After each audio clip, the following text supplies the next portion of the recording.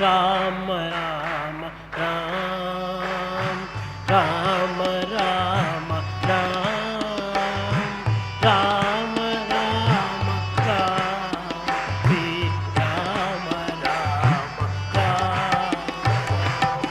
జానకీ హృదయామృతం శ్రీరామచరితామృతం విరాజితం దేవమఖిల పాలకం సీతా ప్రాణసమానం వైదేహీ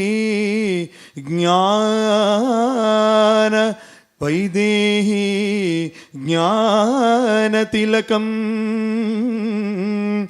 రావణాది అసుర వినాశకరం వందే శ్రీరామచంద్రం వందే సీతారామచంద్రం వందే జానకీ రామచంద్రం మనసా స్మరామి. ఓం శ్రీ సాయిరామ్. ప్రప్రథమంగా సత్యసాయి పరమాత్మని శ్రీచరణారవిందములకు ఆత్మపూర్వకంగా ప్రణమిల్లుతూ, స్వామి, ఏ జన్మలోనూ నీ దివ్యనామం ఆలపించడంలో, నీ దివ్యనామం పలకడంలో, నీ దివ్యనామాన్ని కీర్తనము చేయడంలో, స్మరణము చేయడంలో, శ్రవణము చేయడంలో కించెత్తు పుష్పం మేమంతా ఎక్కువ పూజ చేసి ఉండవచ్చు. ఈ కాలములో ఇంతటి పవిత్రమైన వేళ తమ దివ్య పద సన్నిధిలో కూర్చొని రామాయణ దివ్య వాంగ్మయం, ఏ రామాయణం అండి? వాల్మీకి విరచిత రామాయణం కాదు, కంబన్ రాసిన తమిళ రామాయణం కాదు, మొల్ల రచించిన రామాయణం కాదు, రామాయణ కల్పవృక్షం విశ్వనాథ సత్యనారాయణ గారు రాసింది కాదు.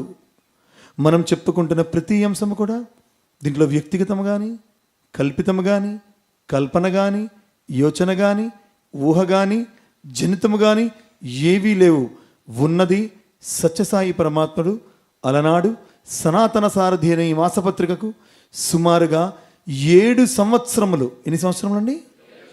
7 సంవత్సరములు ప్రతీ నెల ధారావాహిక శీర్షికగా ప్రతీ నెల అద్భుతమైనటువంటి వారి అమృత హస్తముల నుండి జాలువారిన శిరాక్షరములు కాకుండా అమృతాక్షరములతో స్వయముగా రచించి విరచించి అద్భుతమైనటువంటి ఆ హృదయ విపంచులపైన అద్భుత ఆ రాగాన్ని, రామాయణ అద్భుత ప్రణయ రాగాన్ని, భక్తి రాగాన్ని, నామరాగాన్ని ఆలపించి స్వామి సనాతన సారథికి 7 సంవత్సరాల పాటు రాసి ఇచ్చినటువంటి అద్భుతమైన మహాకావ్యమే రామకథారసవాహిని. దాన్నే మనం ఇక్కడ మననం చేసుకుంటున్నాం. అందుకు పరమాత్మను గట్టిగా ఒక్క మానందరం కూడా కృతజ్ఞత తెలియజేసుకోవాలి. నిన్నటి రోజున ఏమి చెప్పుకున్నాం మనమంతా? నిన్నటి రోజున ఎవరి కోసం మాట్లాడుకున్నాం మనమంతా? హనుమంతుల వారి కోసం. ఎవరి కోసం మాట్లాడుకున్నాం అండి? జై బలో పవనపుత్ర హనుమానికి. ఆంజనేయ స్వామి ఇక్కడే ఉన్నారు. ఎక్కడ రామనామము, రామస్మరణ, రామ వ్యాఖ్య జరుగును అక్కడ నేను తిష్ట వేసుకొని కూర్చుంటాను. తోక కింద వేసి మరీ గదాధారుడై కూర్చుంటాడు. అటు ఇటు చూసి అనుకోండి గదతో ఒకటి వేస్తాడు కూడా. కాబట్టి జాగ్రత్తగా ఉండాలి. రామాయణంతో చాలా పేచీ ఉంది. ఎందుకంటే ఈ రామాయణ మహాకావ్యానికి, రామనామానికి, రామ వైభవానికి ఎవరిని కాపలాదారుడు? హనుమంతుడు. ఆ హనుమంతుడు ముందు వేయకూడదు మనం. అంటే మనం కుప్పిగెంతుడు వేయలేం, కానీ మన లోపల ఏముంటుంది? మనస్సు ఉంది, అది గెంతుతూ ఉంటుంది. శ్రవణం చేయనివ్వదు. ఒక గడి వెందామా కుదురుగా అంటే అలాదేదో గుర్చేస్తుంది. అందుకని మన భగవద్గీతని చెప్పారు శ్రవణం ఎట్లా చేయాలి. భగవద్గీత ఎంతమంది విన్నారండి? ఎవరు చెప్పగలరా? అర్జునుడు. అబ్బా,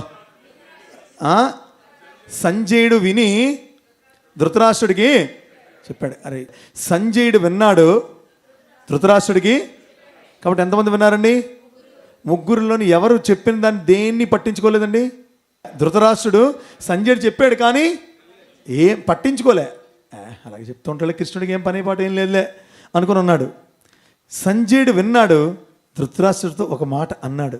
ధృతరాష్ట్ర మహారాజా, నీ కొడుకులు చేస్తున్నది బహుశా తప్పేమో అని చెప్పాడు అంతే, అంతమించి ఇంకేం చేయలే.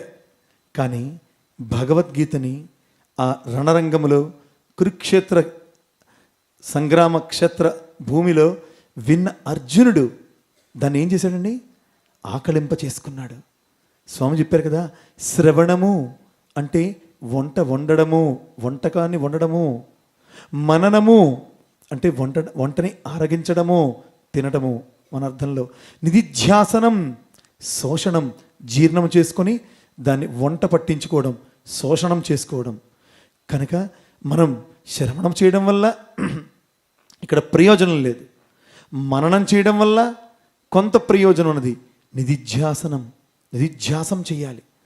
చెప్పే మాటలు ఇది వ్యక్తి పలుకుతున్న మాటలుగా కాక వ్యక్తికి అతీతమైనటువంటి శక్తి పలికిస్తున్న మాటలుగా. పలికించుడువాడు నే పలికిన భవహరమగునట. నే అంటే ఇక్కడ నేను కాసమండోయ్, నే అంటే ఆత్మతత్వము. కనుక దీనికి మీకు వాడుక భాషలో ఎలా వినాలి అనేటువంటి దానికి చిన్న ఉదాహరణ, చిన్న కథ చాలా బాగుంటుంది. ఒక గ్రామంలో ఇద్దరు మిత్రులు ఉండేవారు. ఒక మిత్రుడు యొక్క భార్య నిండు గర్భవతి, 9 నెలలు నిండిపోయాయి, ready to give birth to a baby. అలాంటి పరిస్థితుల్లో అదొక కుగ్రామం. ఈ ఫ్రెండ్కి, ఇద్దరు ఫ్రెండ్స్ అని చెప్పుకున్నాం కదా, ఇంకొకడు డాక్టర్, చక్కగా చేతి సంచి డాక్టర్, ఏదో అదే ఊర్లో ఏదో విధమైనటువంటి వైద్యం, వచ్చిరని వైద్యం చేస్తూనే ఉంటాడు. ఇంతలో అర్ధరాత్రి సమయంలో ఈ ఫ్రెండ్ యొక్క స్నేహితుని యొక్క భార్యకి ప్రసవ వేదన స్టార్ట్ అయింది. ఎక్కడికి తీసుకెళ్ళడానికి లేదు. గబగబా ఎక్కడికి వెళ్తాడండి ఇమ్మీడియట్గా? ఎవరండి అక్కడ ఊర్లో? డాక్టర్. తన ఫ్రెండే స్నేహితుడి పరిగెట్టలేదు. ఒరేయ్, మా భార్యకి, మీ చెల్లెమ్మకి నొప్పులు వస్తున్నారు అన్నట్టు. పదరా అన్నట్ట. వెంటనే వచ్చేట. అరే నువ్వు బయట ఉండరా, తప్పనిసరిగా నేను ఏ డెలివరీ చేస్తాను, నార్మల్ డెలివరీ చెప్పండి, ఏ డెలివరీ చేస్తానో నార్మల్ డెలివరీ చేసి బయటకు వస్తానరా, నీకేం బాధ లేదు, నువ్వు బయట వెయిట్ చేస్తున్నట్ట. 5 నిమిషాలు అయిపోయింది. కిటికీలు తీసాడు. ఒరే కాస్త స్క్రూ డ్రైవర్ ఉంటే ఇవ్వరా అన్నట్ట. స్క్రూ డ్రైవర్ దేనికి రా అని అడిగట. ఒరే అర్జెంటుగా చెప్తున్నాను రా బాబు, ముందు ఇవ్వరా అంట. పరిగెట్టలేట ఎక్కడ తెచ్చాడు, స్క్రూ డ్రైవర్ ఇచ్చేట. ఇంకో 2 నిమిషాలు పోయిందట. కిటికీలు తీసేట. ఒరే అర్జెంటుగా సుత్తి ఇవ్వనట. సుత్తి? అరే ఒరే నువ్వేం చేస్తున్నావు అసలు? డెలివరీ చేస్తున్నావు, నా భార్యను చంపేస్తున్నావా అడిగట. ఒరే నువ్వు మాట్లాడడానికి సమయం లేదురా, చెల్లెం మెడుస్తోంది, గట్టిగా ఇవ్వనట్ట. అయిపోయింది. ఇంకొక నిమిషాలు తెలుసు. ఒరే వీలైతే బండరాయి ఒకటి ఇవ్వరానట్ట. ఒరే బండరాయా? ఒరే నీకు దండం పెడుతున్నావు, బయటకు వచ్చిరా, నేను ఎక్కడికి వద్ద తీసుకెళ్తాను అంటే. ఒరే ఏం చెప్పమంటావరా, నేను కిట్ తెచ్చాను, దాంట్లో ఆపరేటర్స్ ఉన్నాయి, డెలివరీ చేయాలంటే ఆ పరికరాలు బయట తీయాలి, దానికి ఒక తాళం కప్పేస్తాను, అవి రావట్లేదురా, ఆ తాళం చెమర్చిపోయింది నేను, అవి పగలు కొడతాయి కదా, స్క్రూ డ్రైవర్తో తిప్పినా రావట్లే, సుత్తితో కొట్టినా బండరాయితోనే బాధ్యత వస్తున్నామో వెళ్తారా బాబు అన్నట. అలాగా ఇక్కడ ఎన్ని చెప్పుకోవాలనుకున్నా మన నుండి దివ్యత్వం అనేటువంటి డెలివరీ అవ్వాలంటే మన హృదయం అనే లాక్ని తీసి మనం ఓపెన్ చేస్తేనే మన లోపలికి ఏదైనా వెళ్తుందని అంశాన్ని అందరూ కూడా దృష్టిలో ఉంచుకోవాలి గట్టిగా. La